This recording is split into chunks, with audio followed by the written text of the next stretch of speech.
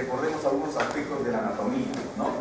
Miren, ustedes saben que está localizada delante del cartílago cricoides, ¿no? Eso lo saben muy bien, que tiene dos lobos unidos por un istmo, ¿no? Está revestida por una fina cápsula fibrosa y pesa más o menos en el adulto de 20 a 30 gramos, ¿no? Después del cuerpo carotídeo del riñón, miren, es el órgano con flujo sanguíneo más elevado. Por eso que un cirujano de cabeza y cuello tiene mucho temor a operar muchas veces tiroides, porque la tiroides es un órgano muy vascularizado, ¿no? Eso lo van a ver más adelante en clínica, en qué modo, cómo es la intervención. Y otro aspecto importante que es inervado por el nervio simpático cervical. Bien, en cuanto a la embriología también es bueno recordar que es la primera glándula endocrina en aparecer, ¿no? Más o menos sobre 17 días de gestación. Esta estructura bilobulada está unida a la cavidad bucal, es decir, se origina en la base de la lengua. A partir de ahí nace la yema de la tiroides, ¿no? Y ustedes saben que desciende a través del conducto tiroidoso hacia el lugar habitual en la cuarta semana de gestación. O sea, es un hecho muy importante que descienda al lugar donde va a ser capaz de producir hormonas en cantidades normales. Porque si no desciende, como dijimos la vez pasada, la ley de ubicuidad hace que el órgano no funcione adecuadamente y eso es causa de problemas congénitos, ¿no? Ahora, la fusión de esbozos principales y laterales y la migración caudal a los 40-50 días. También hay que recordar estas etapas histogénicas, ¿no? La precoloidal entre las 5 y 10 semanas, 10 semana, o más allá de la 10ª semana la coloidal propiamente dicha, y el crecimiento folicular, que es exactamente a partir de las 12 semanas. Por eso es que la producción de hormonas tiroideas es justamente a partir de la 10ª y 12ª semana de gestación, recién se produce hormona tiroidea. Antes de ese periodo, el niño depende totalmente de la glándula tiroidea de la madre. Estos son los hechos anatómicos, ¿no? De la base de la lengua, ¿no? Está el foramen seco, ¿no? Y de ahí desciende por el tiroloso y se ubica en el lugar habitual, ¿no? Primero aparece como un grupo de células localizadas en el suelo de la faringe primitiva, ¿no? Que se forman como un brote visible durante el día 16º y 17º. Luego el brote prolifera ventralmente y se amplía lateralmente, formando la característica bilobular, ¿no? De la glándula, y va migrando a través del conducto tiroidoso hasta ubicarse en el lugar habitual, ¿no? No olvidarse entonces estas etapas del desarrollo de la tiroides. Y acá está una foto bien clara de cómo en la base de la lengua se hunde, ¿no? Y comienza a migrar la tiroides hacia el lugar habitual, ¿no? En el cuello, ¿no? A través del conducto tiroidoso. Esta migración de la glándula hacia el lugar habitual de la glándula tiroidea es comandada no por hormonas, sino por genes. Hay genes que permiten, si no hay mutaciones, los genes hacen que, digamos, esa programación genética ocasiona la migración de la glándula tiroidea, pero no es por impulso hormonal, no es por alguna hormona en particular.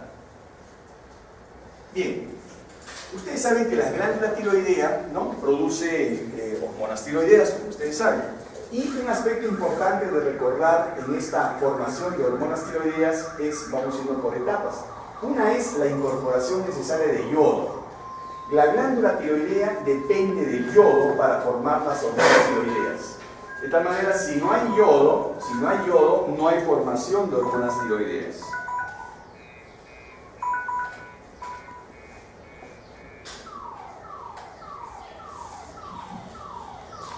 Si no hay yodo, no hay formación de hormonas tiroideas, ¿no? Entonces la concentración de yoduro, ¿no? Y el transporte activo, porque este es un transporte activo dependiendo, es un cotransporte activo del yodo con el sodio, ¿no? Entre el yodo, pero también tiene un mecanismo de retrodifusión pasiva del yodo. O sea, este mecanismo hace que la glándula tiroidea gobierne la captación y liberación de yodo, de tal manera que normalmente la glándula tiroidea capta lo que es necesario para formar hormonas tiroideas, ¿no? Luego, una vez que se incorpora el yodo orgánico, tiene que pasar por un proceso de organificación, ¿no? En donde es importante, en este proceso de organificación, una enzima llamada peroxidasa. La peroxidasa permite la organificación y así la formación de monoyodo y diyodotironina, incorporado en una molécula proteica llamada tiroglobulina. Porque sobre la base de la tiroglobulina sucede toda esta organificación, ¿no? Y también el acoplamiento de estas yodotirosinas, ¿no? De tal manera que una vez acopladas y una vez unidas a la tiroglobulina, se exporta al coloide la tiroglobulina completa con estas hormonas, de tal manera que por pinocitosis, ¿no? Sucede este hecho, ¿no? Y después se forma por un proceso de fagocitosis, un fagolisosoma, ¿no? Que luego de hidrolizar los componentes libera la hormona tiroidea, de tal manera que al final se forman dos hormonas esencialmente, que son la T4, la tetrayodotironina, y la T3, la triyodotironina, ¿no? El mayor porcentaje de hormona tiroidea es el 75% como T4 y el menor porcentaje, 25%, como T3. A pesar que ustedes van a recordar que en la periferia las necesidades periféricas de hormona tiroidea no son de T4, sino de T3, porque la T3 es la forma activa de la hormona. Todos los efectos fisiológicos que se reconocen a la hormona tiroidea son como T3, de tal manera que esta conversión periférica asegura que la T3 llegue al órgano blanco, pero sin embargo, al salir de la glándula tiroidea sale más como T4, de tal manera que la forma circulante, la T4 circulante, resulta ser como un reservorio circulante de T3, porque en la periferia, por un fenómeno de desyodación, ¿no? Desyodasas, ¿no? Se convierte la T4 en T3, que es la forma activa. Entonces, crucial, es muy importante en la síntesis de glándula tiroidea la presencia de yodo, la presencia del aporte proteico, porque se tiene que formar tiroglobulina, ya vamos a ver quién es el que estimula esta formación de tiroglobulina, ¿no? Y estos procesos de síntesis que están comandados esencialmente por esta famosa enzima, la peroxidasa, que hace que se vayan uniendo las moléculas de yodo con los residuos de tirosina y la tiroglobulina y vayan acoplándose, ¿no? Todo este proceso es importante. Cualquier interrupción va a interrumpir también la formación de glándula de la hormona tiroidea. Acá ustedes pueden ver cómo, ¿no? el cotransporte es tipo Syn-Porter entre el yodo y el sodio. Entonces esto hace pues que el yodo inmediatamente pase, ¿no? Y la pendrina, que es una molécula proteica, favorezca pues el siguiente paso de la oxidación con la iodinación de las moléculas de tiroglobulina en T3 y T4, ¿no? Entonces, este Syn-Porter es importante, ¿no? Y acá ustedes van a ver cómo es que la TSH es la responsable de varias de estos efectos en la glándula tiroidea. Miren cómo la TSH se une a su receptor en la célula tiroidea, se activa, ¿qué cosa? La proteína G, ¿no? Y esa proteína G, a través de la unidad alfa y los mecanismos que vienen a continuación, que ustedes ya saben, ¿no? Permite, ¿qué cosa? Primero, que entre el yodo. O sea, la TSH regula la entrada del yodo. La TSH hace esto, regula la entrada del yodo. 1, 2. La TSH, mediante la proteína G, estimula la codificación de la tiroglobulina a nivel de los genes. O sea, la TSH también estimula la síntesis de tiroglobulina. Y la TSH también colabora en la organificación y también en la unión de las moléculas de yodo para formar monoyodo, diyodo, tetrayodo, tironinas, ¿no? De tal manera que la TSH juega un rol importante en la regulación de la síntesis de la hormona tiroidea. Vuelvo a repetir, es importante que la TSH esté presente para que estimule la captación de yodo. Sin embargo, como vamos a ver, también hay un mecanismo de regulación ante un exceso o déficit de yodo también, ¿no? Bien, otro detalle importante que poco a poco se van, apareciendo en la literatura científica, y esto es ya de 2003, un poquito antiguo, ¿no? Es el rol de GPX3, ¿no? Que es una selenoproteína. Recuerden que hablamos del selenio en la vez pasada, ¿no? Esta es una selenoproteína de alto contenido de selenio que está en la glándula tiroidea y parece que es un regulador directo de la síntesis de hormonas tiroideas. Miren, es tan importante que en ausencia de la TSH, que es, ustedes saben, que es la hormona estimulante de la tiroides, la secreción de este componente en el polo apical del tirocito disminuye la cantidad del peróxido disponible para las reacciones de iodación. Entonces vean qué importante cumple este rol, esta molécula GPX3 que es una selenoproteína, codificada así en el laboratorio, ¿no? Y que nos señala la importancia del selenio también en la formación de hormonas tiroideas. Miren, por el contrario, en presencia de TSH disminuye la GPX3, con mayor disponibilidad del peróxido de hidrógeno para la tiroperoxidasa, que es la enzima. Entonces, hay un juego coordinado ante la ausencia o la presencia de TSH, de esta selenoproteína, para regular la formación de hormonas tiroideas. Y miren cómo, pues, esta GPX3 incrementa la protección contra el estrés oxidativo inducido por la síntesis de hormonas tiroideas. O sea, acá cumple un rol, como un rol, digamos, antioxidante frente al estrés oxidativo que, como toda célula, tiene el tirosina. Entonces, esto es para señalarles que hay mucho por aprender con respecto a la regulación de las hormonas tiroideas, y vean cómo el selenio también participa de alguna manera en la regulación de estas hormonas. Bien, ¿cuáles son los mecanismos de acción de las hormonas tiroideas? Es a nivel celular. Ustedes saben que la T4 y la T3 pasan del plasma al citoplasma por sistemas de ATPasa, ¿no? La T3 es la que se une a los receptores nucleares, porque recuerden que las hormonas tiroideas tienen receptores nucleares, ¿no? Que tienen alta afinidad, pero por la T3, no por la T4. La activación de la RNA polimerasa tipo 2 con la consecuente transcripción de genes sensibles a las hormonas tiroideas T3 activa o inhibe un proceso biológico específico, pero es la T3 que tiene receptores nucleares, ¿no? A diferencia de otras hormonas que tienen receptores plasmáticos y cosónicos. Y este es el eje, recuerden, la TRH estimula la TSH, y la TSH, por los tres mecanismos que hemos señalado, produce hormonas tiroideas, y las hormonas tiroideas, al llegar a la periferia, se convierten en T3. Esto es algo muy importante que no deben olvidar, que a pesar que la producción es mayoritaria de T4, la conversión al final es de T3, que es la que llega al núcleo, codifica una proteína y produce un efecto a nivel celular. ¿Y por qué les recalco esto? Porque cuando un paciente hipotiroideo, por lógica, a ver, contéstenme ustedes, por lógica, si yo digo que la T3 es la hormona activa, por lógica, ¿qué hormona le debo dar al paciente que no produce hormona tiroidea? ¿Debería darle? Por lógica. T3, por lógica, porque es la hormona activa. Pero por reconocimiento fisiológico, ¿no? Yo doy T4. O sea, da T4. ¿Por qué? Porque la T4 se convierte en T3 de acuerdo a las necesidades periféricas del tejido. O sea, un individuo hipotiroideo tiene necesidad de hormonas tiroideas, pero las necesidades no son las mismas en todos los tejidos. Entonces es bien difícil que una tabletita vaya más acá, menos acá, más acá, menos acá. Es bien difícil, porque es una tabletita. Pero sí, si la misma célula gobierna la necesidad de T3, cada tejido lo convierte en T3 de acuerdo a sus necesidades y de acuerdo al estado metabólico de la persona. Entonces, bajo ese sustento, se da T4. Por eso que ustedes ven que las personas que tienen hipotiroidismo les dan levotiroxina y no triodotironina. ¿De acuerdo? Bien. Entonces, recuerden algunos aspectos de la fisiología, ¿no? La TRH sintetizada en el hipotálamo, ¿no? Se secreta hacia la hipófisis, ¿no?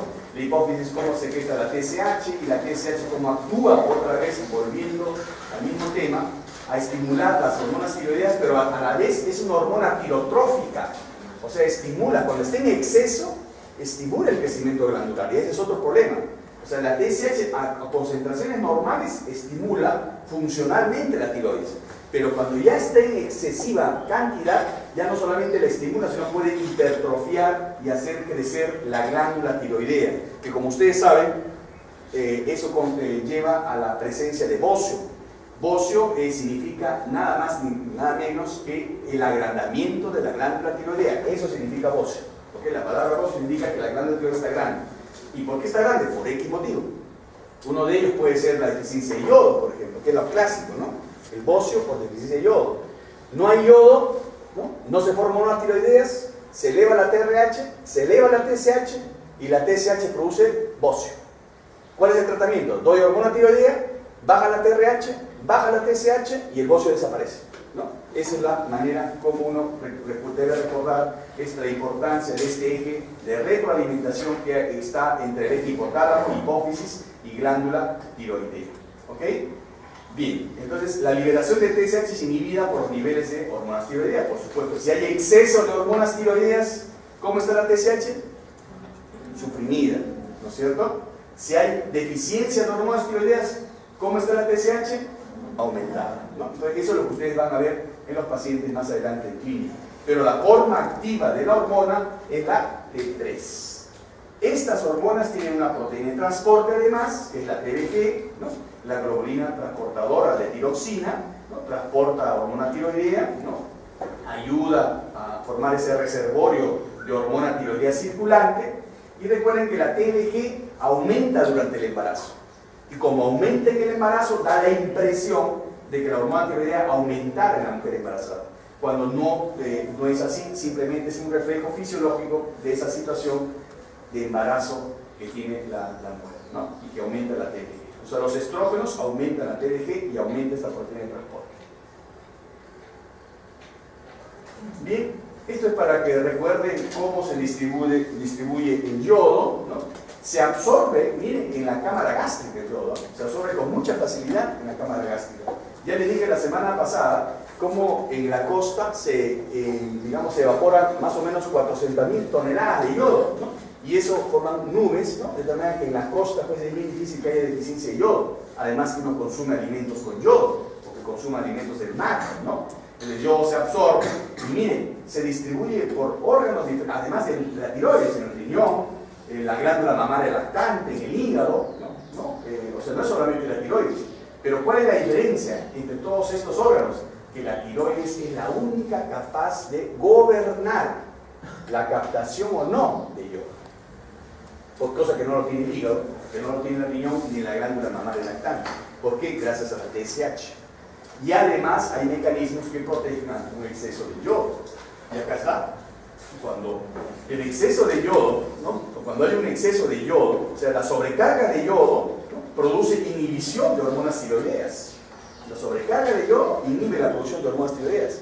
Y eso es un fiel reflejo de que uno debe recordar siempre que el organismo tiende a compensar, tiende a defenderse solo. ¿Cuál es la explicación fisiopatológica de esto? Que la sobrecarga de yodo, ¿cómo inhibe la formación de hormonas tiroideas? Porque se entiende que el yodo entra al folículo tiroideo, al tirocito, incrementa la concentración de yodo-lactonas y yodo-lípidos. Y estas yodo-lactonas y yodo-lípidos inhiben a la peroxidasa, a la enzima que se encarga de formar hormona tiroidea. Entonces, por eso es que se inhibe la producción de hormonas tiroideas, es decir, la sobrecarga de yodo. Eso es lo que ustedes le han explicado solamente en la fisiología tiroidea, lo que se llama el fenómeno de Wolff-Chaikoff, ¿no? El fenómeno de Wolff-Chaikoff significa la sobrecarga de yodo provoca la menor captación de yodo. ¿Y por qué produce la menor captación de yodo? Porque inhibe. Entonces, un mecanismo de defensa es rechazar el yodo en exceso para que no ocasione esta formación de yodo-lactonas y yodo-lípidos y no inhiban a la tiroperoxidasa. ¿De acuerdo? Entonces, miren cómo la glándula tiroidea tiene mecanismos de defensa que le permiten regular la producción de hormonas tiroideas, claro, hasta donde sea posible, porque de todas maneras hay patologías que hacen que produzca más hormona tiroidea o menos hormonas tiroideas, que vamos a ver algunos aspectos también. Importantísimo recordar la interacción madre-niño en la vida intrauterina. Miren, este es el eje hipotálamo, hipófisis, glándula tiroides de la madre. Y este es el eje hipotálamo, hipófisis, glándula tiroides del niño. El niño depende de la madre hasta la décima segunda semana de gestación. Esa es la dependencia, ¿no? Porque a partir de la décima segunda comienza a producir hormona tiroidea. No es en buena cantidad, pero algo produce. Pero además la madre colabora en interactuar con el eje del niño. ¿Cómo colabora? Miren cómo la TRH atraviesa la barrera placentaria, la TSH no atraviesa la barrera placentaria, y miren cómo las hormonas tiroideas hasta hace unos 10 años atrás se sabía que no atravesaban la barrera placentaria, pero sin embargo ahora se sabe que atraviesan en pequeñas cantidades. Y un aspecto importante que no deben recordar esto en fisiología básica, ¿no? Es de que hay inmunoglobulinas, ustedes saben, la IgG es la única que atraviesa la barrera placentaria. Entonces, si yo tengo algunas condiciones maternas donde la IgG está elevada y puede afectar la glándula tiroidea, va a atravesar la barrera placentaria. Y les voy a poner dos ejemplos. Uno, La famosa tiroiditis de Hashimoto, que ustedes van a leer que es una tiroiditis autoinmune. ¿Y por qué es autoinmune? Porque tiene un defecto de reconocimiento de sus anticuerpos, ¿no? Esos anticuerpos que comienzan a no reconocer la tiroides como propia y producen hipotiroidismo, o se inhiben la tiroides. Y justo esos anticuerpos son tipo IgG. Y como son IgG, la madre los pasa al niño. Entonces se pega la tiroides del niño y hace también que la tiroides del niño no produzca hormonas tiroideas. Miren qué importante, ¿no? Y nace el niño con hipotiroidismo, pero ese hipotiroidismo es transitorio porque la IgG tiene una vida media de ¿cuántos días? ¿Cuánto es la vida máxima de la IgG? Todos esos datos tienen que estar así, tienen que ser al toque. Cuando estén internos, así les van a preguntar. A ver, este paciente que tiene, a ver, ¿cuál es esto? ¿Tiene tifoidea? ¿Cuál es la causa de la tifoidea? ¿Cuál es el periodo de incubación de la tifoidea? ¿Cuál es el tratamiento de la tifoidea? ¿Usted dónde es? De la Viera, por razón, ¿no? Entonces, acá la IgG atraviesa la barrera placental y acá el efecto va a ser lo que dura la vida media de la IgG. ¿Cuánto es la vida media? 3 meses. O sea, por eso creo que esos niños tienen efecto de hipotiroidismo más o menos 3 meses. Ahora, otra condición, si esta madre fuera Graves, donde hay una hiperproducción de hormonas tiroideas porque hay un anticuerpo estimulante del receptor de TSH que provoca Graves, que van a hacer la fisiopatología más adelante, pero lo interesante es esto, que el anticuerpo también es IgG, y este IgG atraviesa la barrera placentaria y también produce los mismos efectos que el de la madre al niño, y produce un Graves neonatal, pero un Graves neonatal que dura 2 a 3 meses. Entonces fíjense la importancia de recordar esta interacción entre los ejes hipotálamo y hipófisis de la madre y del feto.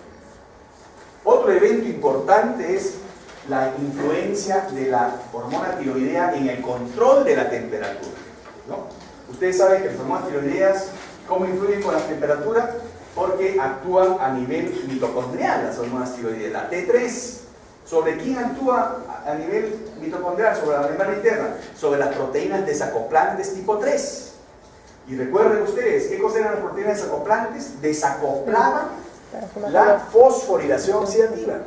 Recuerden el fenómeno de fosforilación oxidativa, es una transferencia de electrones que de manera coordinada permite el acúmulo de energía como ATP y la liberación de energía como calor. O sea, es un sistema coordinado. ¿Y quién es el que coordina el que pase más o menos? La proteína desacoplante. Porque la proteína desacoplante inhibe la fosforilación y libera el calor. O sea, más proteína activada, más liberación de calor. Y eso es lo que hace la hormona tiroidea. La hormona tiroidea estimula la proteína desacoplante para que libere más calor. Entonces, imagínense, ustedes así van a poder entender, con razón, el hipotiroideo tiene mucho frío. Porque la proteína desacoplante está así. Con razón, el hipertiroideo tiene mucho calor. Porque la proteína desacoplante está así. Y con razón el hipertiroideo tiene mucho calor y está cansado. ¿Por qué? Porque no produce ATP y libera calor. Entonces miren, cómo uno trata de explicarse la condición del paciente cuando uno recuerda estos datos. Del mismo modo acá, en la vida intrauterina, miren cómo las hormonas son bajas, van subiendo poco a poco, pero al momento del nacimiento a término, todos tenemos a los 30 minutos un incremento brusco ¿de qué? De TSH. Incremento que ocasiona más aumento de T4 y de T3. ¿Y por qué es esta oleada de hormonas tiroideas? Porque estimulan bruscamente a las proteínas desacoplantes para liberar calor. ¿Y por qué hacen eso? Porque el niño está saliendo al medio extrauterino con una temperatura mucho más incómoda para conservar su temperatura, por supuesto. Entonces tiene que valerse por sí mismo y las hormonas tiroideas colaboran en levantar la temperatura y tratar que ese niño se adapte al nuevo ambiente gracias a las hormonas tiroideas. Esto sucede en niños a término. ¿Ustedes han visto a los niños prematuros a dónde los meten? ¿Por qué le meten a la incubadora? Para conservar calor. ¿Y por qué necesitan la incubadora? Porque no tienen oleada de hormonas tiroideas. Entonces se ve dificultada ese proceso de adaptación y uno tiene que compensar esa deficiencia que uno ve en el prematuro. Pero uno lo entiende desde que uno recuerda esta oleada de hormonas tiroideas. ¿De acuerdo? Profesor, ¿Sí? usted dijo que el hipertiroideo es el que no generaba ATP. No, claro, así es. Hipertiroidismo hace más oxidación, pero no. Sí, hace más oxidación, pero no, esa oxidación no tiene una traducción efectiva en la concentración de ATP. Por eso es que el hipotiroideo se cansa. Tuvo un hipertiroideo así florido, le haces hacer en cuclilla varias veces, no llega a 5. Se queda ya sentado, ya no puede levantarse. ¿Por qué? Porque hay una miopatía que es por depresión de ATP también. Entonces, por eso digo, el hipertiroidismo es delgado, caluroso, pero cansado, ¿no? Ese es el hipertiroidismo. Y es reflejo de lo que sucede a nivel celular. ¿De acuerdo? Ahora, entonces, en resumen, tenemos que darle importancia a las hormonas tiroideas. Entonces, ¿no? El humano requiere hormonas tiroideas para su crecimiento y desarrollo. Existe pasaje de T4 hacia el feto, ¿no? Y más o menos, ¿no? A partir de la 12ª semana, ¿no? Evidentemente depende hasta la 12ª semana depende de la T4 de origen materno, ¿no? La presencia del T4 dentro de la nitrotenía es indispensable para un desarrollo cerebral adecuado. Existe estrecha correlación entre la concentración materna del T4 y el desarrollo cerebral durante el primer trimestre de gestación. Y la tiroides fetal, ¿no? Madura totalmente, por supuesto, a término, ¿no? O sea, si bien es cierto, comienza en la 12ª semana, pero recién en la 36ª semana ya se hace suficiente el eje con todos sus mecanismos de retroalimentación, ¿no? Miren, esta es la cara. ¿Este es el niño normal o no? Porque el médico tiene que saber lo que es normal, ¿no? Yo estoy en mi consultorio, es el experto, está en el consultorio particular, y a veces suceden cosas, ¿no? O sea, vi una chinita, pero esta chinita está casada con un diplomático de Turquía. Son una chinita con un turco, una mezcla poco común, ¿no? Y el niño sale, pues, no sé cómo explicarlo, ¿no? Que tuvo que ir a genetista, porque querían que tenía una malformación genética, todo. O sea, querían que su carita era media rarita. Era una mezcla de turco, chino, japonés, indio y no sé qué más. Entonces, pero sin embargo, no le encontraban nada. Entonces yo le digo a la mamá, y el papá no estaba. ¿Y el papá? No, está trabajando en la embajada. ¿Y tiene foto del papá? Ah, sí, doctora, acá lo tengo. Veo la foto del papá igualito. Igualito. Por eso, cuando uno ve la cara, tiene que comparar, ¿no? Por eso a los residentes siempre digo, doctor, si es un síndrome tanto, síndrome, ¿le has mirado acá al papá? Primero hay que comenzar por ahí, ¿no? Pero acá sí se ven cosas, ¿no? Un niño de 2 meses no va a estar así.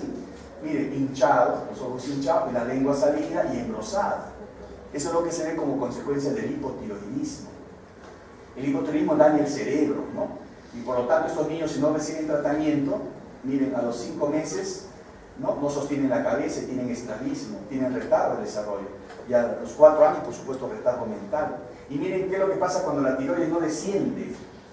Esta niña es una niña lechera, porque generalmente la tiroides ectópica es causa de hipotiroidismo congénito. Pero esta niña, como sucede en medicina, es la excepción. Sobrevivió, desarrolló su cerebro, pero a los 6 años se descompensa. ¿Por qué creen que creció la tiroides? ¿Por qué creen que hizo bocio? Un bocio ectópico, por supuesto. Pero, a ver, respondan a esta pregunta. ¿Por qué creció la glándula tiroidea?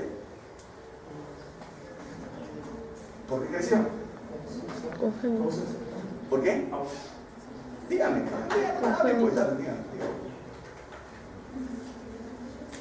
¿Por qué crece? A ver. No, si crece no se puede atrofiar. Atrofiar es esto. Crece, es hipertrofia. ¿No es cierto? ¿Por qué se hipertrofia? ¿Quién le estimula? La TSH. ¿Y por qué se eleva la TSH? Porque no hay hormona tiroidea. Claro. ¿Y por qué no puso hormona tiroidea? Porque no está en su lugar. O sea, la tiroides funcionó, tuvo la suerte que funcionara, pero llegó un momento que ya no daba más y comenzó a bajar la hormona tiroidea.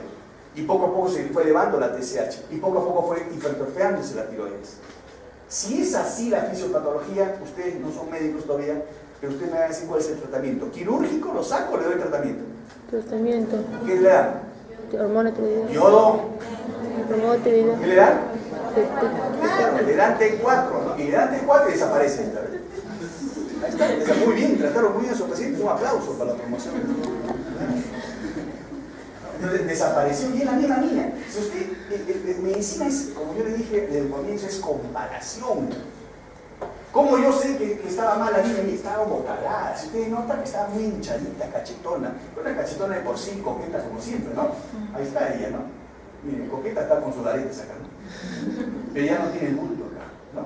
Esa es la tiroides ectópica, ¿no? Ahora, ni siquiera quieren ver más, acá está la tiroides, me la vas a ver. Esa es la tiroides, se quedó atracado acá y la nadie se dio cuenta y después hizo hipotiroidismo, pero la tiroides está acá. Nace en la base de la lengua. También el Grey neonatal, ¿no? Ahí está su tiroides. Y esto no tiene nada que ver con tiroides, sino con tragoides, ¿no?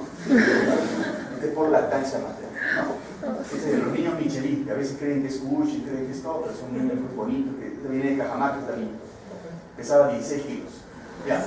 Entonces, ¿cómo circulan las hormonas tiroideas? Ya les dije, ligado a la globulina transportadora de tiroxina. 75%, pero sin embargo también puede estar unida a la albúmina en un 20% y a la prealbúmina ligadora de tiroxina en un 5%. Recuerden, la T4 tiene 10 veces más afinidad por la proteína transportadora que la T3, de tal manera que la concentración de T4 circulante es una manera de tener reservorio de hormonas tiroideas en sangre, ¿de acuerdo?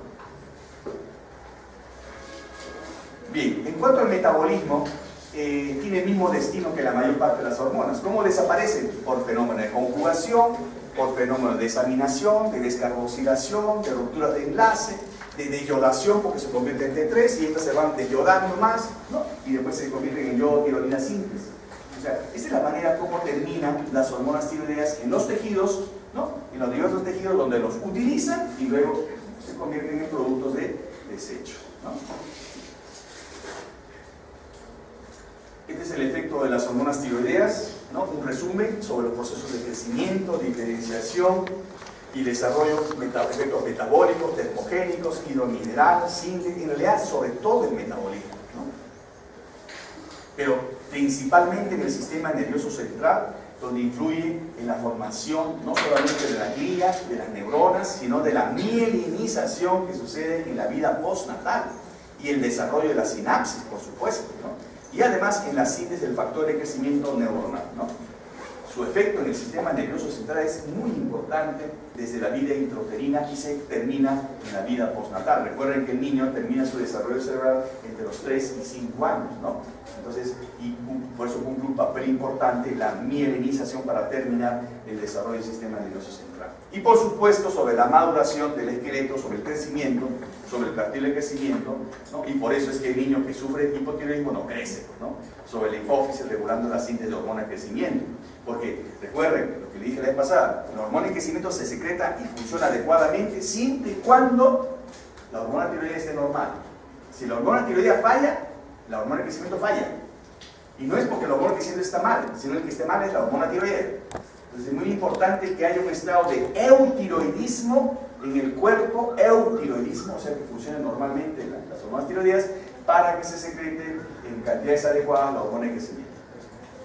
Bien, este es un cuadro que resume los efectos fisiológicos de las hormonas tiroideas sobre sus órganos blancos, sobre el tejido cardíaco, el efecto cronotrópico, el efecto inotrópico, que seguramente ya saben ustedes estos efectos que lo revisan bien en las prácticas de fisiología, ¿no? El efecto sobre el tejido adiposo, que es estimulando la lipólisis, por supuesto, sobre el músculo, el catabolismo, incrementando la ruptura de la proteinolisis, ¿no?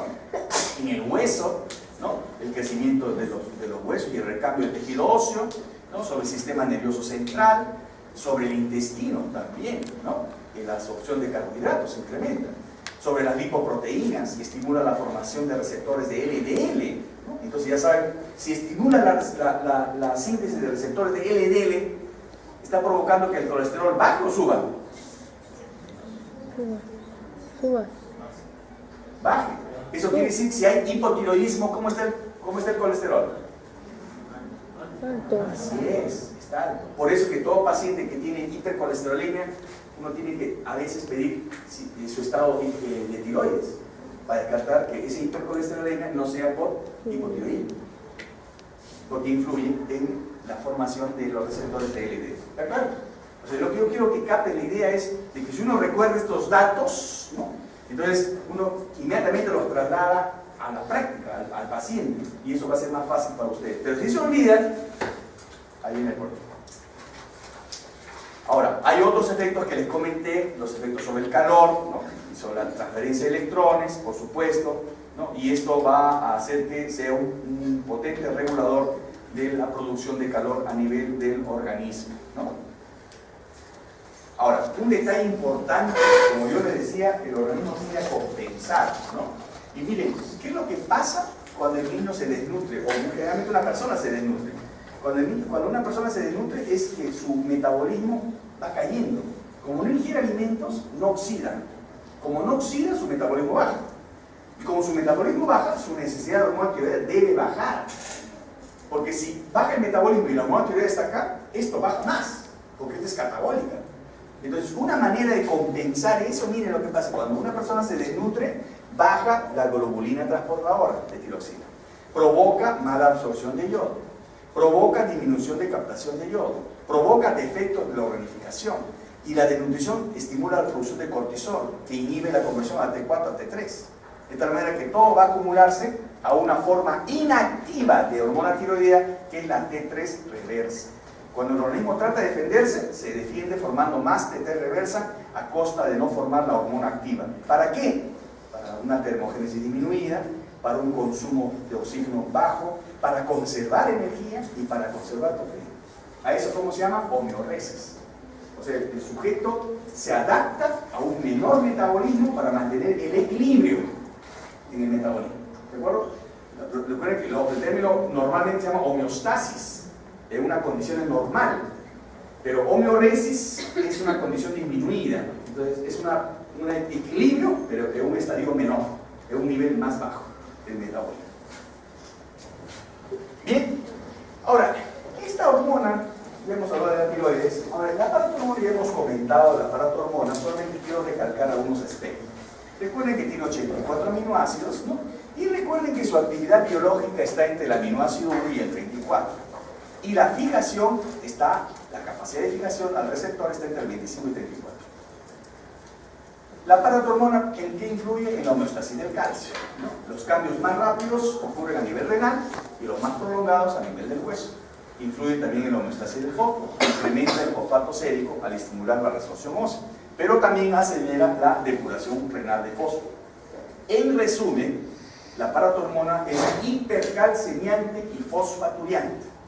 Hipercalcemiante y fosfaturiante, no se olviden de eso, es hipercalcemiante y fosfaturiante. Por lo tanto, si está elevado, provoca calcio arriba o abajo. Si está elevado, arriba. Si está elevado, provoca fósforo arriba o abajo. Abajo, claro. Ayer justo tuve una reunión de un paciente que tenía raquitismo hipofosfatémico, ¿no? Entonces justo sale la idea.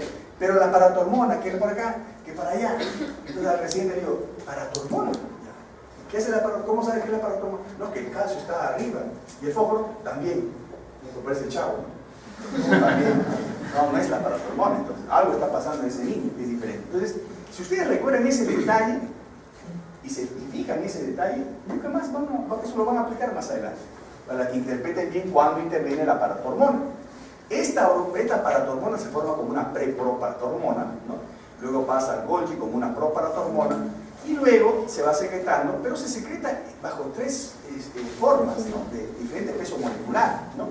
Todas ellas sufren proteinolisis periférica, especialmente la célula de Kupffer, ¿no? Pero el efecto, ustedes saben que tiene tres órganos blancos, dos directos y uno indirecto.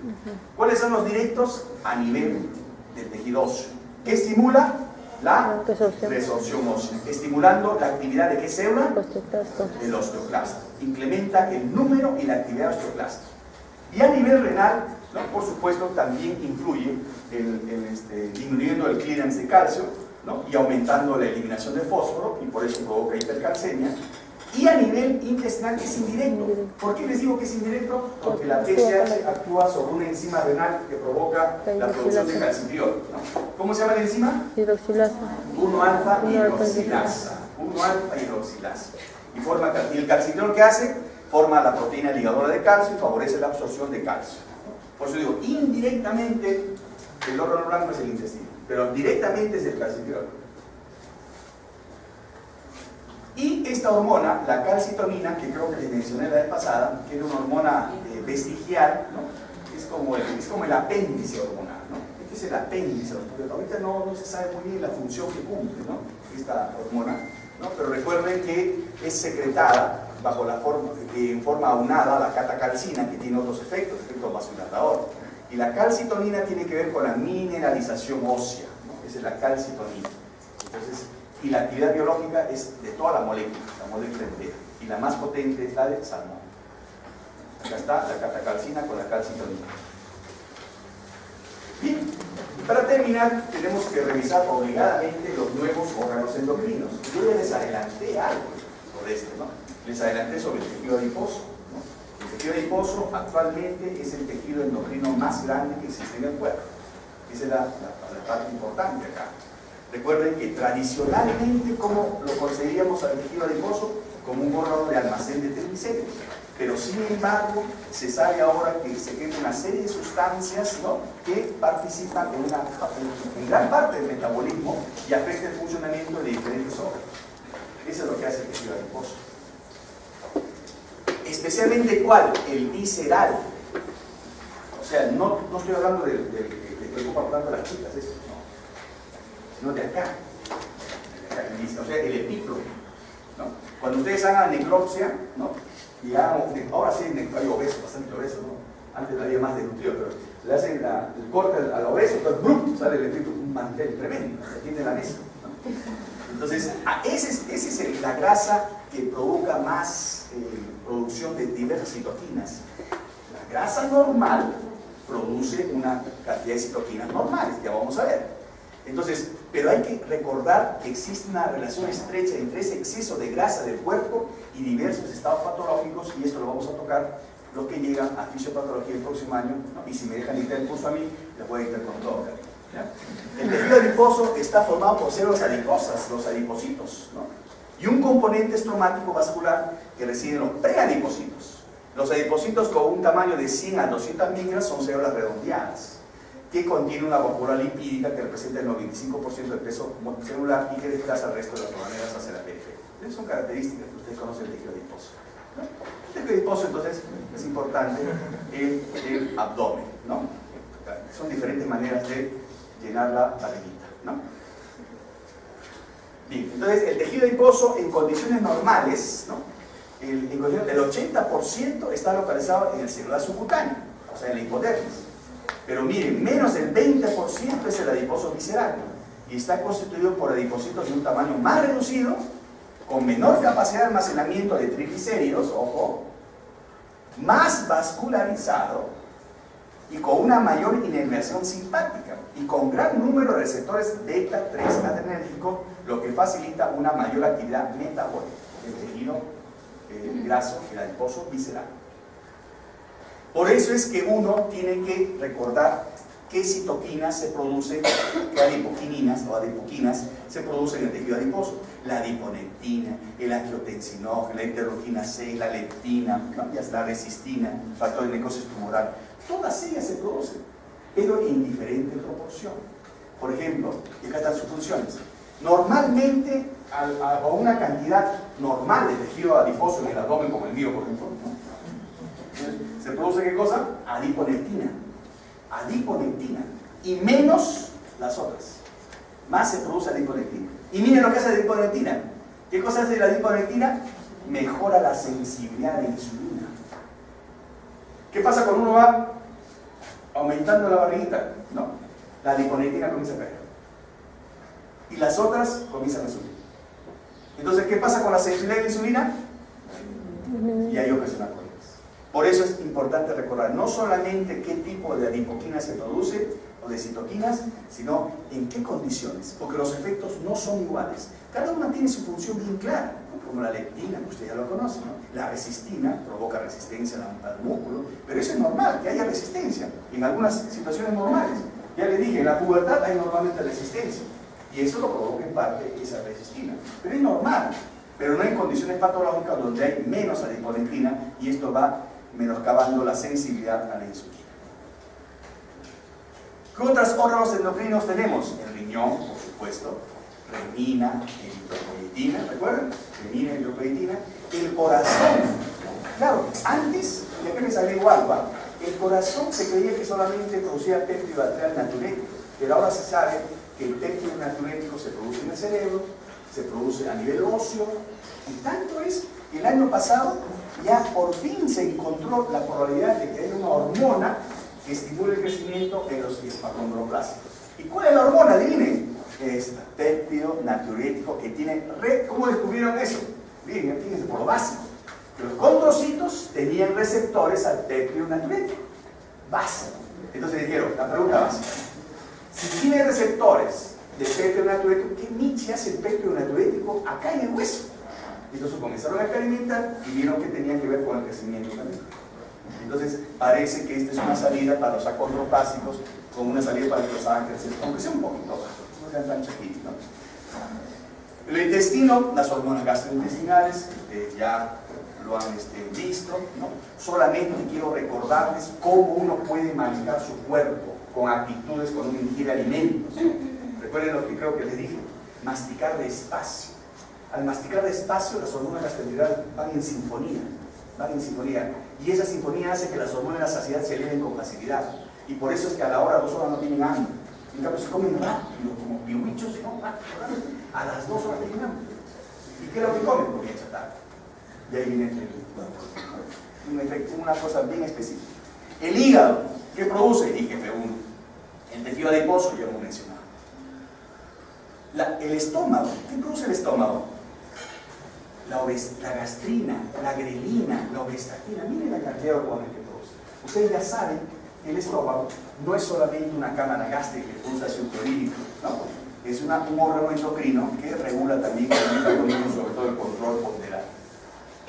Y esto lo hemos revisado ya al comienzo, ¿no? Con los islotes de Langerhans, los diferentes grupos celulares, las pulsiones exocrinas, eso ya ustedes lo saben, ¿no? ¿Pero esto lo sabía o no? Aunque esto ya salió de Nacho, que creo que fue hace 2 años, sí, en el 2012, ¿no? En abril de 2012. ¿no? La iricina, el músculo también produce hormona. Miren cómo se va complicando la cosa, ¿no? La iricina es producida a nivel muscular y esto influye en la producción de calor, en la regulación del gasto energético a la hora del ejercicio. Por eso es que un buen atleta tiene una alta concentración de iricina y eso asegura su gasto energético adecuado a la hora que hace actividad física. ¿Y de dónde viene la iricina? Del músculo. Y ahí no queda todo. ¿Somos realmente humanos? Entramos a la filosofía, ¿no? ¿Somos realmente humanos? 90% somos microbios. No me refiero a que somos microbios, sino me refiero a que en el cuerpo hay gran cantidad de microbios. En comparación, más se han hecho este cálculo que me parece un poco exagerado, 90% de microbios y 10% de células.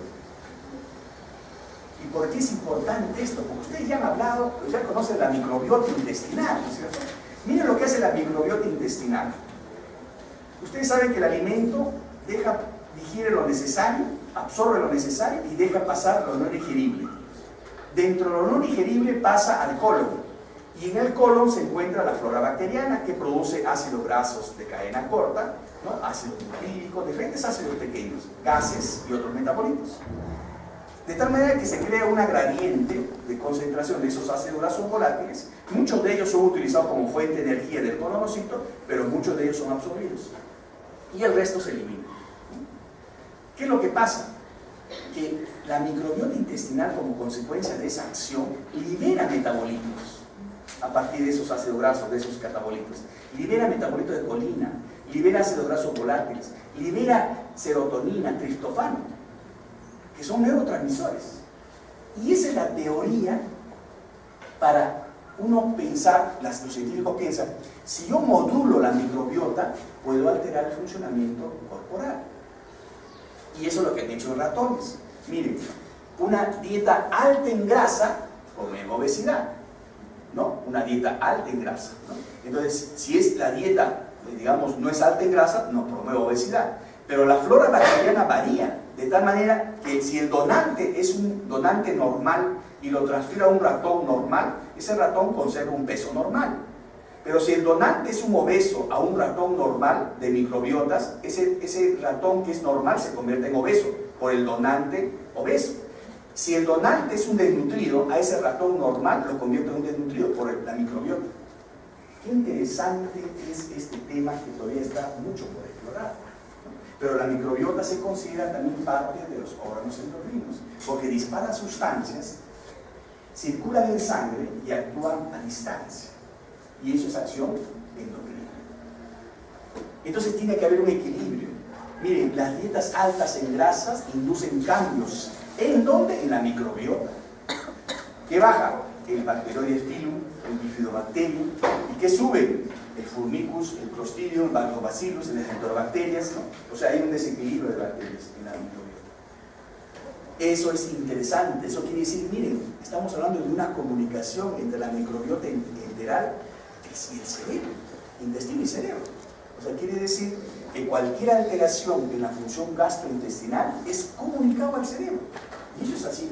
Ustedes cuando tienen algo digestivo, tienen náuseas. Acá, náuseas.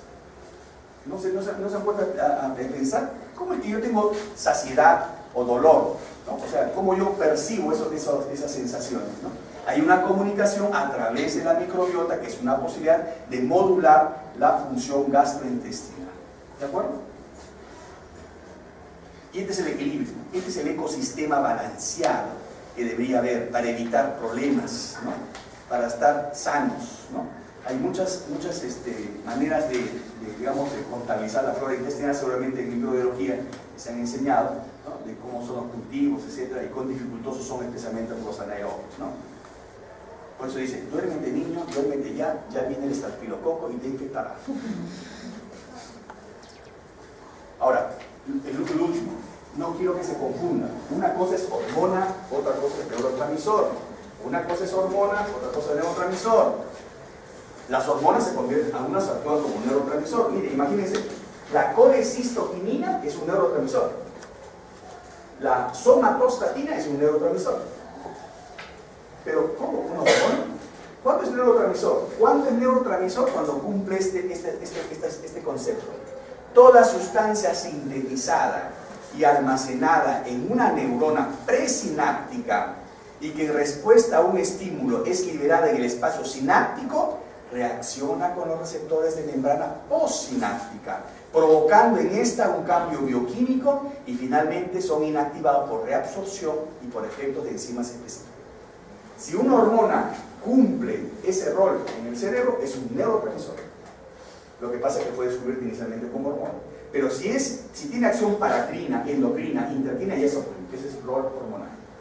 Entonces, por eso es que ustedes van a encontrar en la literatura que muchas hormonas cumplen estas propiedades de los neurotransmisores. Liberación de una neurona presináptica, identidad de la acción debe producir efectos idénticos al estímulo presináptico y el efecto debe ser pasajero. Ese es el concepto clásico de neurotransmisor que a veces cumplen las hormonas, ¿no? Que ustedes pueden ver en la literatura, que son varias y que actúan a nivel del sistema nervioso. Y este es Ubuntu, para terminar. ¿Se contaba esto? No lo he contado. No lo he contado, ¿no? Ubuntu es la competencia. Miren cómo se juntaron los niños. Ahora les voy a contar la historia, por qué se juntaron así. Cuenta la historia que un antropólogo que estaba haciendo investigaciones en una tribu africana propuso a los niños un juego.